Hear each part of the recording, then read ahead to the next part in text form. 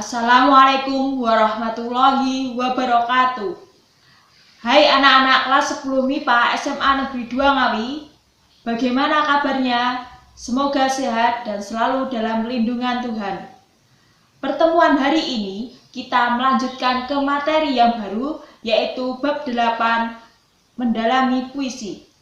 Dengan mempelajari materi ini, kalian diharapkan mampu mendalami puisi dengan cara memahami, menulis, dan mendemonstrasikan dengan baik yang terdapat di dalam antologi puisi.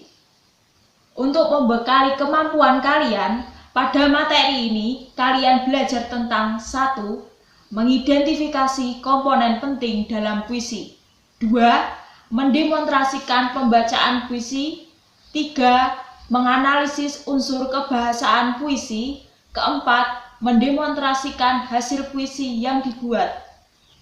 Pada materi ini, kalian akan mempelajari salah satu karya sastra, yaitu puisi.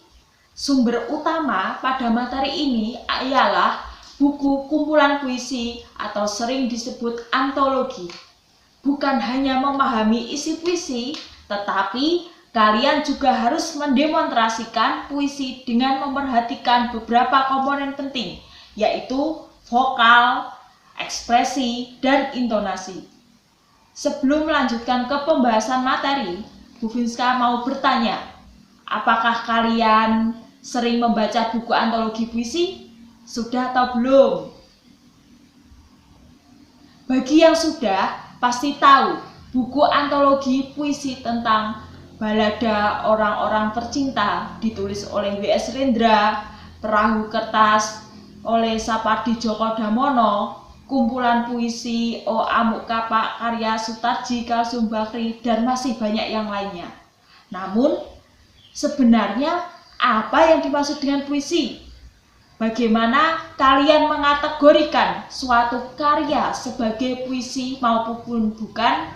Nah, untuk lebih jelasnya, perhatikan penjelasan materi berikut ini. Puisi merupakan salah satu cabang sastra yang menggunakan kata-kata sebagai media penyampaian untuk membuahkan ilusi dan imajinasi, seperti lukisan yang menggunakan garis dan warna dalam menggambarkan pelukisannya. Penjelasan mengenai puisi tersebut sementara dapat kita terima karena kita sering diajak oleh suatu ilusi tentang suatu keindahan, terbawa dalam suatu angan-angan, sejalan dengan keindahan dan penataan unsur bunyi, penciptaan gagasan maupun suasana tertentu sewaktu membaca puisi. Selanjutnya, Bu Finska akan menjelaskan mengenai pengertian puisi menurut beberapa ahli. Ini ada 2 pengertian menurut para ahli. Yang pertama menurut Pradopo tahun 2008 halaman 225 mengatakan bahwa puisi merupakan ekspresi pemikiran yang membangkitkan perasaan dan merangsang imajinasi panca indera dalam susunan yang berirama. Yang kedua, menurut Waluyo tahun 2005 di halaman 1, puisi adalah karya sastra dengan bahasa yang dipadatkan, dipersingkat, dan diberi irama dengan bunyi yang padu dan pemilihan kata-kata kias atau imajinatif. Untuk mengetahui puisi secara lebih mendalam lagi, kita harus tahu unsur-unsur puisi. Nah, unsur-unsur puisi itu ada 2. Yang pertama, struktur fisik. Yang kedua, struktur batin. Untuk struktur fisik itu dibedakan menjadi 6. Yang pertama, tipografi. Yang kedua, diksi. Yang ketiga, gaya bahasa. Yang keempat, imaji. Yang kelima, kata konkret. Keenam, rima. Selanjutnya, untuk struktur batin itu dibagi menjadi 4. Yang pertama, tema. Yang kedua, nada. Ketiga, suasana. Dan yang terakhir, pesan atau amanat. Selanjutnya, untuk struktur fisik, saya akan menjelaskan mengenai tipografi. Tipografi yaitu perwajahan puisi. Bentuk puisi seperti halaman yang tidak dipenuhi kata-kata. Tepi kanan kiri pengaturan barisnya. Nah, untuk macam-macam tipografi itu ada berbagai macam. Yang pertama, tipografi konvensional. Yang kedua, tipografi seperti prosa. Yang ketiga, tipografi zigzag. Yang keempat, tipografi susunan rima. Yang terakhir, tipografi susunan benda. Untuk tipografi konvensional, itu merupakan bentuk sajak puisi yang datar dengan ditulis dari atas ke bawah. Contoh, pada puisi berjudul Dengan Puisi Aku, karya Taufik Ismail. Selanjutnya, tipografi seperti prosa adalah bentuk sajak puisi yang datar dengan ditulis dari kiri ke kanan, seperti penulisan teks berbentuk narasi prosa. Contohnya pada puisi berjudul Saudara Kembarku, karya Subagio Sastrowardoyo. Selanjutnya lagi, tipografi zigzag merupakan tipografi anak tangga atau disebut dengan tipografi menyerupai anak-anak tangga zigzag yang dapat diartikan sebagai lika-liku menjalani kehidupan. Hal tersebut dapat diartikan bahwa untuk menjadi manusia yang mencapai kesempurnaan hidup harus melalui jalan yang berliku dan tidak mudah untuk dilalui. Contoh pada puisi berjudul Winka dan Sihka, karya Sutarji Kalsum Bahri. Tipografi susunan rima merupakan sajak mengandalkan rima. Ada yang mengandalkan repetisi atau pengubahan awal, atau rima tegak atau juga penuh. Kata yang sama atau rima yang sama itu disusun secara sejajar. Akibatnya memperlihatkan tipografi dengan susunan kata yang teratur. Contohnya pada puisi berjudul Solitude, karya Bukhari.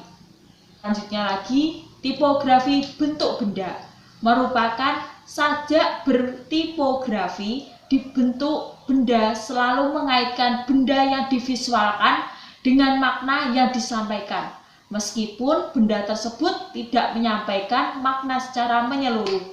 Contohnya puisi berjudul Secangkir Shake, Sejintik Tari, Sikoyosan, karya Rida Kaliamsi. Unsur struktur fiksi selanjutnya itu ada diksi. Diksi merupakan pemilihan kata-kata yang dilakukan oleh penyair dalam puisinya. Adapun diksi muncul karena adanya makna kias atau konotasi, lambang, dan persamaan bunyi atau rima. Nah, untuk makna kias konotatif pada puisi Aku, karya Khairil Anwar, terdapat pada larik binatang jalang dari kumpulannya yang terbuang. Dapat diartikan orang yang selalu bersikap memberontak dan berada di luar organisasi formal. Penyair ini memilih kata binatang jalang untuk menggambarkan aku adalah orang yang tidak bisa mengikuti aturan atau norma sosial yang berlaku. Dalam kehidupan nyata, orang-orang seperti ini menjadi orang terbuang dan tidak diakui keberadaannya. Kedua, lambang. Lambang itu merupakan penggantian suatu hal atau benda-benda lain. Ada lambang yang bersifat lokal, kedaerahan, nasional, ada juga bersifat universal atau berlaku untuk semua manusia. Misalnya, kita mengambil contoh bendera. Bendera itu bisa menjadi lambang identitas negara atau bisa dengan aktivitas manusia seperti bersalaman. Nah, itu bersalaman bisa memberikan lambang persahabatan, pertemuan, ataupun perpisahan. Dalam puisi Surat kepada Bunda tentang calon menantunya, karya W.S. Rendra, ini terdapat kata kandang. Nah, itu menjadi simbol rumah. Penyair memilih kata kandang karena kandang merupakan simbol tempat tinggal bagi binatang piaraannya. Sama seperti orang tua yang menjadi tempat pelindung bagi anak-anak. 3. Persamaan bunyi atau rima. terdapat pemilihan kata di dalam sebuah baris puisi maupun dari satu baris ke baris lain, mempertimbangkan kata-kata mempunyai persamaan bunyi yang harmonis. Contohnya pada puisi berjudul Doa karya Chairil Anwar, kalau kita secara cermat bahwa dalam memilih kata-kata secara bunyi menghasilkan persamaan bunyi. Nah, untuk persamaan bunyi itu membuat puisi semakin indah ketika dibacakan. Selanjutnya, berikut penjelasan struktur fisik mengenai gaya bahasa atau bahasa figuratif. Gaya bahasa atau bahasa figuratif itu merupakan bahasa berkias yang dapat menghidupkan atau meningkatkan efek dan menimbulkan konotasi tertentu. Nah, pada puisi yang berjudul Perempuan yang Tergusur karya W.S. Rendra, itu pertama yang dapat diperhatikan di dalam menganalisis gaya bahasa dalam kata itu menunjukkan pemilihan kata di dalam judul puisi. Sebagai penulis, Rendra itu memilih kata perempuan dan kata tergusur yang dihubungkan dengan konjungsi yang sebagai judul puisi. Mengapa perempuan?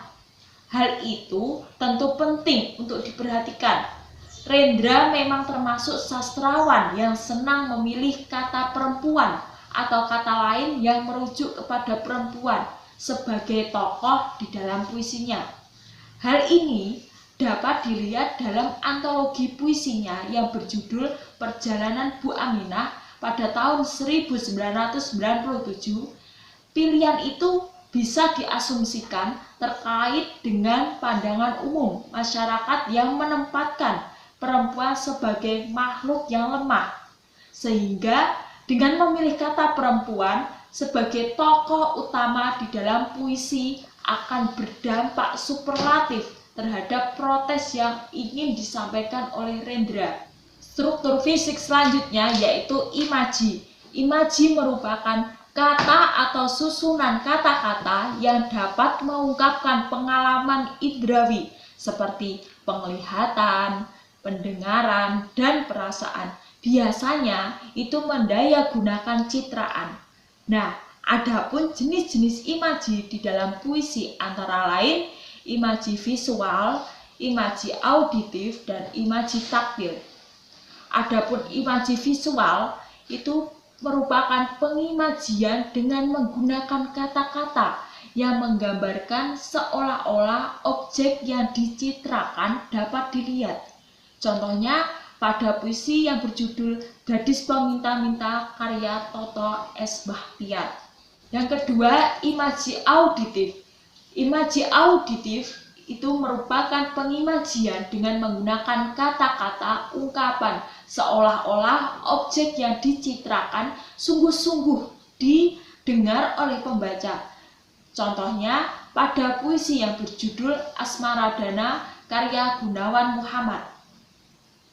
Yang terakhir itu imaji taktil. Imaji taktil merupakan pengimajian dengan menggunakan kata-kata yang mampu mempengaruhi perasaan pembaca sehingga ikut terpengaruh perasaannya. Adapun contoh yang terdapat pada puisi yang berjudul Yang Terhempas dan Yang Putus karya Chairil Anwar. Unsur struktur fisik selanjutnya yaitu ada kata konkret. Kata konkret merupakan kata yang dapat ditangkap dengan indera yang memungkinkan munculnya imaji. Hal ini berkaitan dengan kemampuan wujud fisik objek yang dimaksud dalam kata untuk membangkitkan imajinasi pembaca. Contohnya kata salju. Nah, salju itu berwarna putih dan rasanya dingin. Nah, itu bisa digunakan untuk menyampaikan makna kias tentang kesucian, kehampaan, dan rasa dingin. Dari konsep makna yang terdapat dalam kata salju, itu penyair bisa memilih kata salju untuk menggambarkan, misalnya rasa rindu. Nah, rasa rindu itu hanya tumbuh pada seorang yang cintanya suci. tetapi menimbulkan kesedihan di hati yang mengalaminya. Contoh lainnya juga kita dapat mengambil lingkungan sekitar kita, yaitu rawa-rawa. Nah, itu melambangkan tempat hidup, bumi, dan kehidupan yang kotor. Dengan kata konkret itu, pembaca dapat membayangkan secara jelas peristiwa atau keadaan yang dilukiskan oleh penyair. Pengonkretan kata ini berhubungan erat dengan pengimajian, perlambangan, dan pengiasan. Ketiga hal itu juga memanfaatkan gaya bahasa untuk memperjelas apa yang ingin dikemukakan. Contohnya pada puisi yang berjudul Balada Terbunuhnya Atmokarpo karya W.S. Rendra. Nah, pada puisi Rendra tersebut kata-kata konkret pada puisi di atas diantaranya kuku-kuku besi bisa diartikan sebagai kaki kuda. Terus kulit bumi itu diartikan sebagai jalan yang tidak teraspal. Penunggang perampok yang diburu diartikan sebagai Atmokarpo, yaitu seorang perampok yang menunggang kuda. Hal ini Surabaro itu bisa diartikan sebagai perjalanan yang sangat melelahkan. Selanjutnya juga ada kata jenawi, itu diartikan sebagai samurai. Kata telanjang diartikan sebagai keadaan siap berperang. Yang terakhir, pada struktur fisik puisi itu ada rima. Rima merupakan persamaan bunyi pada puisi, baik di awal, tengah, maupun akhir baris puisi. Jenis-jenis rima di dalam puisi antara lain yang pertama, rima sejajar berpola. Nah, yaitu A, A. Yang kedua, rima kembar berpola. A, B. Yang ketiga, rima berpeluk berpola. A, B, A. Yang keempat, rima bersilang berpola. A, B. Nah, contoh rima bersilang berpola A, B terdapat pada puisi yang berjudul Menyesal, karya W.S. Rendra. Berdasarkan jenis bunyi yang diulang, itu ada 8 jenis untuk rima, yaitu yang pertama, rima sempurna. Rima sempurna itu merupakan persamaan bunyi pada suku kata-kata terakhir. Kedua, rima tak sempurna adalah persamaan bunyi yang terdapat pada sebagian suku kata terakhir. Ketiga, rima mutlak merupakan persamaan bunyi yang terdapat pada suku akhir terbuka atau dengan vokal yang sama. Keempat, rima terbuka merupakan persamaan bunyi yang terdapat pada suku akhir terbuka atau dengan vokal sama. 5.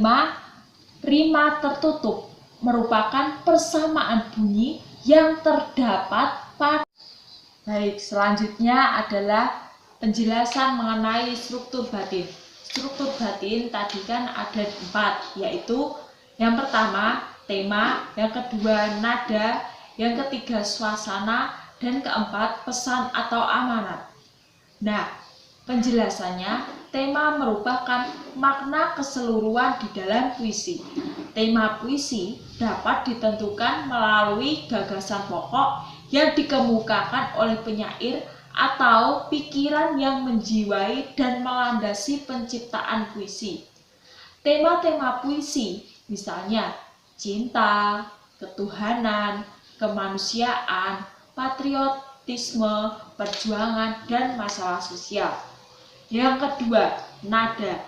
Nada merupakan sikap mental yang mencerminkan suasana hati pengarang yang tersirat di dalam puisinya. Misalnya, nada duka akan menimbulkan suasana iba, nada kritik akan menimbulkan suasana pemberontakan, dan nada ketuhanan akan menimbulkan suasana khusyuk. Yang ketiga adalah suasana. Suasana itu artinya keadaan jiwa pembaca setelah membaca puisi atau akibat psikologis yang ditimbulkan puisi itu terhadap pembaca. Yang keempat, pesan atau amanat. Maksud atau tujuan penyair yang terdapat di dalam puisi, manat yang hendak disampaikan oleh penyair dapat ditelaah memahami tema, rasa, dan nada suatu puisi. Berikut adalah contoh pembacaan karya puisi yang berjudul Aku Ingin karya Sapardi Djoko Damono.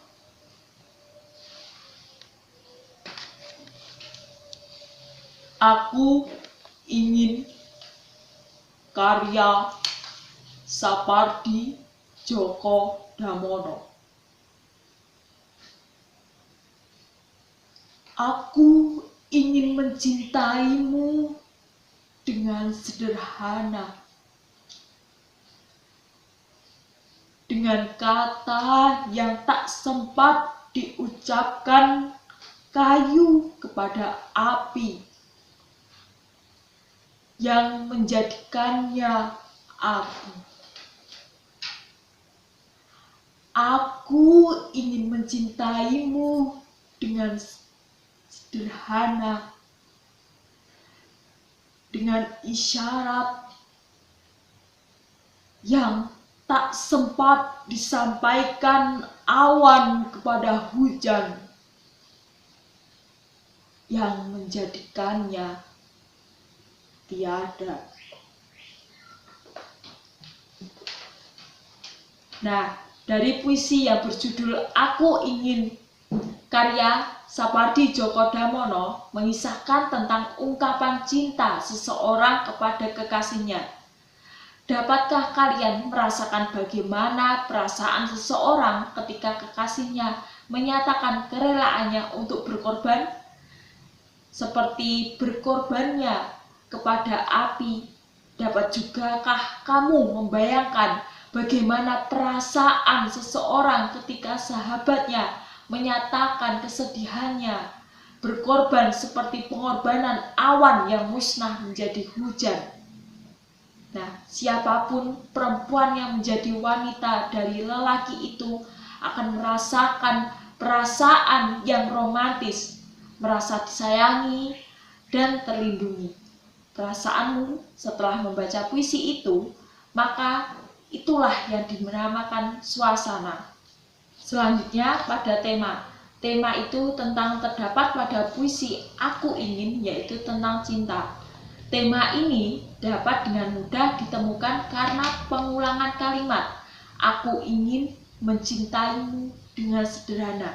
Nah, itu sebanyak 2 kali.